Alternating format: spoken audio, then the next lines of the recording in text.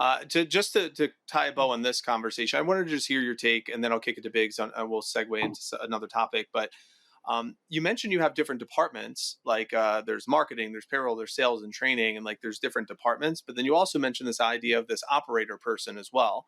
So I am curious on just your the philosophy that you have of having multiple department heads, maybe like four people that run a department, versus having this one operator that is like a buffer. It seems like this operator is a buffer between you and the department heads.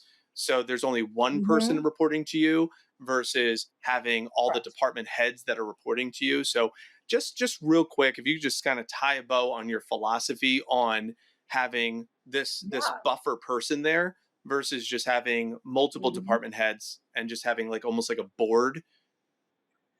And this is as Yeah. your business develops, right? Like my goal was to have an operator who was me, right? They were the CEO of the business, and I'm just the owner, right? Like my goal is to eventually be the owner. And so I'm going to, work with the CEO, work with the operator, whatever it is. And so younger in the business, you're the operator, but it's like, how can I remove myself and have these department heads and I'm working with them as like, I'm the CEO, but then eventually I don't want to be the CEO. I just want to be the owner and get Mhm. paid. So how quickly can I develop someone to take that CEO type role to be that operator and be overseeing that? And I'm just working directly with them. They're my person and Got it. that's it. Right. So that's like for me, the goal of any business that I run is to make sure that I develop a great CEO slash operator, and that's the only person I'm talking to at once the business is developed, right? In the earlier seasons and as it's younger, and as I have my hands a little more in there with them. I'm working side by side, really more as their coach, right? And I remember when I was younger, it was more like a partner, and we're like, it's a partnership, but really it's more of a coaching. Really, I'm coaching you to develop you to a place where like how to do all this, run this, and eventually we can help you, launch whatever it is you Mm. want to do, right? I'm very big on future dream management and whatever's happening now really being a vehicle helping them Mm. get there. And so, us really knowing what they want to do. But yeah, for me, like I don't want to be the CEO of anything. I want to own a Mm. lot of shit. So so I want to develop people to take that CEO role. But yeah, that CEO would work with those Cool. department Biggs. heads. That's I hope great. that answers the That question. that that's awesome. And I think what I think you're underscoring here that I don't want anyone to miss is just how much you probably need to pour into that person to get them to that level of just developing them, coaching them, right? Really making sure they understand all the aspects of the business, but also The leadership and personal. management and how to actually interact with people. And I think you're a master at that. And that's why you're able to own a bunch of shit and not have to be stuck in your business. Um, and it seems like you've even kind of transitioned to not just doing that inside your business, but also for people outside of your business, right? Mhm. More in a sort of coaching and consulting sort of position.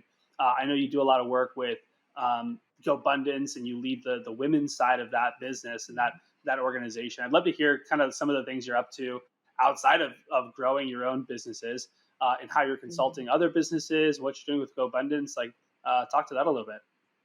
Yeah. So I became very passionate, I think in my 30s about just women in business. I think that in my 20s, it was the rat race of like, I'm going to beat all the guys. I'm better than all the guys. And it was just this like, I took a lot of pride in being the only female at the top, and kicking the boys' butts.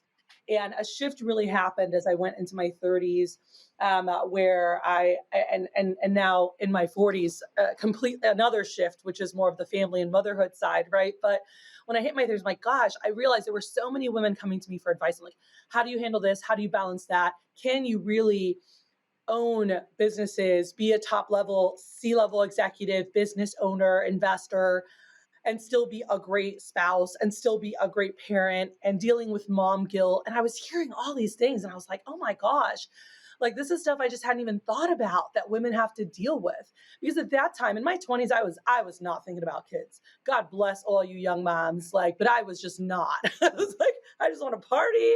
I was running my businesses. I just wasn't thinking about that. So when I hit my 30s and I have these young ladies who like want to have kids, want to have families ask me, I said, gosh, I haven't really thought about. And as I kept going, I think when I hit my mid 30s, I was like, oh crap, like this is a serious issue or just a serious topic that needs to be addressed is like women in business and the dynamics, because there's so many different dynamics that are there. And so I became really excited and passionate about pouring into that and really seeing that develop. And I remember in 2017, 18, I said, I want to start a women's group, and I the name of it at that time was going to be Holistic Go Getter. Right? I was like trying to think of things, because for me it's I love to go. Like I'm a person who's just like go go go, like buy more stuff, do more stuff. But I also want the space. It's not like I just want to be working all the time. Like I love traveling. I traveled 8 months out of the year since 2007, and that was a big priority of mine. I'm like, I want to see the world. I want to have these experiences with my family, and now with my kids, and so this is something that I wanted to have, and so with the family and business and all this, like that became a focus. So I started working on this group called Holistic Go Getter, because I was like, I want it to be this whole woman. I want to understand like just the alignment, having that peace, not the anxiety, the stress, the guilt, all this stuff. And it was really amazing how like the world kind of lined up. I reconnected with some old friends, old Cutco greats, Hal Elrod, John Berghoff, John Broman, and they had mentioned, hey, there's this group, that you should meet the owner, and they had connected me, and I met Mike McCarthy, who was he's one of the elders for GoBundance Men and Tribe of Millionaires, and helped build that mastermind. And they told me all about it. I'm like, oh my gosh, this is so aligned. I'm like, I need to be a part of this group. And they said, oh yeah, just one minor thing, it's men only. I was like, what? And it really is a beautiful thing, because it started as just like guys supporting each other and being able to be open and vulnerable about stuff that they might not want to be open in front of women about. Right. And they were really excited about building, this group of men that was not just workaholics and like I made this much, I did this, but like they were living they were actually living life. They were traveling, they were going on experiences, they were having families, and they were creating more passive income, so that while they were sleeping, they were earning more, right, and being able to really enjoy the things that were important to them. And so I just, right away, a couple months later, literally right before I was about to have my first Holistic Go Getter retreat in 2018, 2 weeks prior, they contacted me and said, hey, would you help us build this women's division, right? And it was just, the timing was so wild. And I was like, all right. And so shifted focus, put Holistic Go Getter on the back burner, and started working with the women at GoBundance. And it's really focused on C-level executives and entrepreneurs, and really, helping them create abundance in all areas of life. So again, not just the wealth aspect, and even with the wealth aspect, it was wealth, but again through passive, through your investments. What was that earning you, right? And not just trading time for money, because you want your time to do all these other things that are mean something to you. And so that's where we really wanted to be. And so having things around health, adventure, accountability, authentic relationships, contribution, and that financial freedom. And it's been amazing. Yeah, that I remember you and I had a conversation a couple of years ago when we were going to do an investment deal, and you said, what, like, you're like, what the F? Like, all these people around me, all these women are having all these passive income streams. All my friends having these passive income streams. It's like, I spent a lot of this money in my like 30s, and it's like, if I would have just learned all this shit earlier in life, it would have set me up. But you at during that, I mean, we're probably going back maybe 2 or 3 years now, but like that was right before you, or right during this time frame. But since then, you learned these ideas of the passive income. I am curious more personally, like what has shifted? I know you've started to kind of going in this direction. I know you have this goal of like 100 doors, or at least you did at, when we spoke a couple years ago. So it's been fun, like I grew up very Dave Ramsey, which has amazing principles, but it was like everything cash, no leverage, don't use credit cards, and always paid stuff off and had too much fun doing a lot. But I never felt I had enough to do these bigger things. And so being around these individuals was so amazing for me And, I hit my head, like, I just want to like hit my head on a wall. I'm like, how did I not get into this in my 20s? How did it take me till my, later 30s to get around this? But that shift of really understanding wealth building principles, right? And really diving in because I knew how to make a lot of money. I knew how to create great lifestyle systems to be away from the business and work on the business versus in the business. I knew a lot of these things, but I never learned how to build wealth. And that's my fault. But just a very different, grew up, money's the root of all evil. Family was like, if you have a lot of money, it's because you have the wrong priorities, like just all these things that were so messed up. Okay. Which I had to do some intensive coaching myself to really shift and go, no, more money equals more impact. And that became my motto.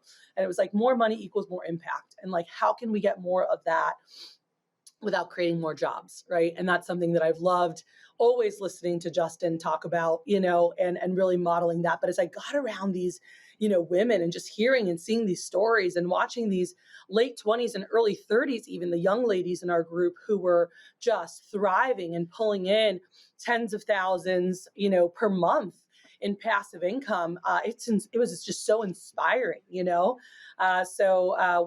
some partners, we bought our first apartment complex last year and purchased some other land. We're doing a huge build right now, and we're restoring an old home and some vacation rentals, but also a beach property. But just now, very intentional on acquisitions and just also diversifying, right? Not just through real estate, but just different areas because we don't really know what's going to happen right now. We know we're in a recession, entering a recession, you hear all these different things. But I really do, what I've heard and seen a lot of, and as I've been studying a lot, it looks like it's going to be more sector specific. And so the better we are at diversifying, the better we can protect ourselves. And so it's been learning a lot about that.